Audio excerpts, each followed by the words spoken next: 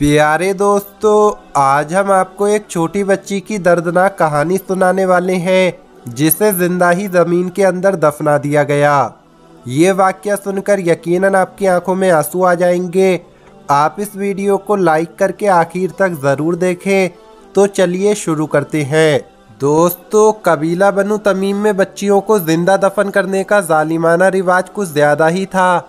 उस कबीले के सरदार कैस बिन आसिम जब इस्लाम लाए, जब उन्होंने इस्लाम कबूल किया तो उन्होंने अपनी प्यारी बच्ची को अपने हाथों से जिंदा दफन करने का दर्दनाक वाकया सुनाया।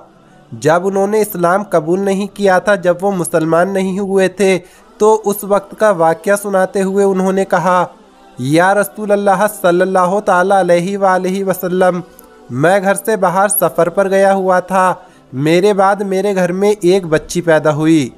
मैं घर में होता तो उसकी आवाज़ सुनते ही उसको मिट्टी में दबाकर हमेशा के लिए खामोश कर देता, लेकिन उसकी माँ उसको जैसे तैसे चंद दिन तक पालती रही।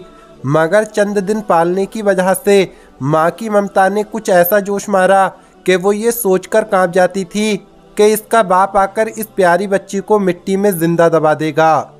चुनांचे मेरे डर से उसने अपनी प्यारी बच्ची को उसकी खाला के यहाँ भेज दिया कि वहाँ परवरिश पाकर जब ये बड़ी हो जाएगी तो शायद बाप को रहम आ जाएगा और वो इसे नहीं मारेगा।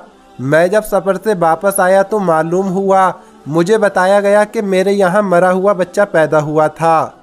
बच्ची अपने खाला के यहाँ पलती रही, यहाँ तक कि काफ़ी बड़ी हो गई, यानी चलना और बोलना सीख गई।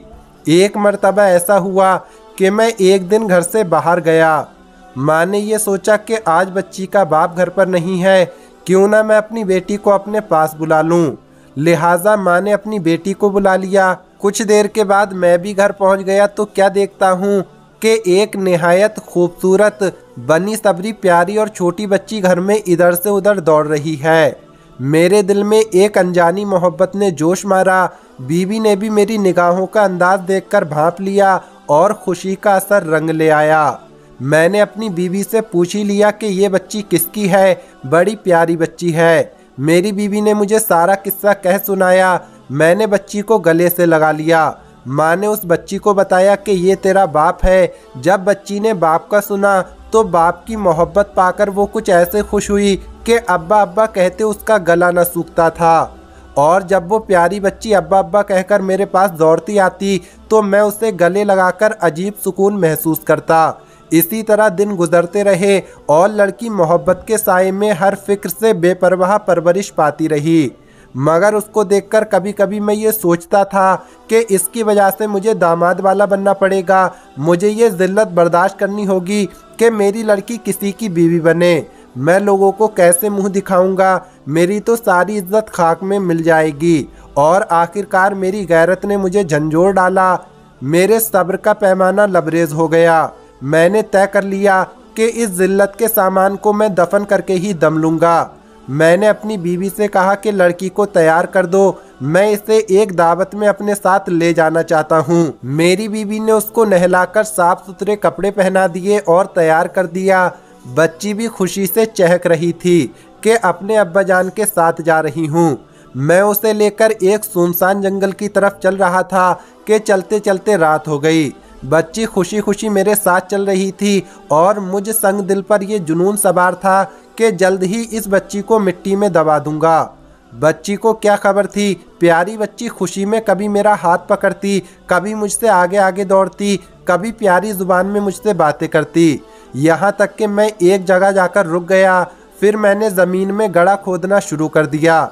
मेरी बच्ची हैरान थी कि अब्बा जान यहाँ सुनसान जंगल में ये गड्ढा क्यों खोद रहे हैं, और वो मुझसे पूछती, अब्बा जान ये गड्ढा क्यों खोद रहे हो। उससे क्या खबर थी कि जालिम बाप उस चहकती फूल की बच्ची के लिए ही कब्र खोद रहा है ताकि हमेशा के लिए उसे खामोश कर दे। गड्ढा खोदते हुए जब मेरे पैरों और कपड़ों पर मिट्टी आती तो वो बच्ची अपने छोटे छोटे प्यारे और नाजुक हाथों से मिट्टी झाड़ती और तोतली ज़बान में कहती, अब्बा आपके कपड़े ख़राब हो रहे हैं। जब मैंने गहरा गड्ढा खोद लिया, यानी गड्ढा गहरा खोद लिया, तो एकदम उस बेगुनाह हंसती खेलती बच्ची को उठाकर उस गड्ढे में फेंक दिया और जल्दी जल्दी उस पर मिट्टी डालने लगा। बच्ची मुझे हसरत से देखती हुई चीखती रही, ए अब्बा जान, ए मेरे प्यारे अब्बा जान, आप ये क्या कर रहे हैं? अब्बा जान, मैंने तो कुछ भी नहीं किया है। अब्बा जान, आप मुझे मिट्टी में क्यों दबा रही हैं?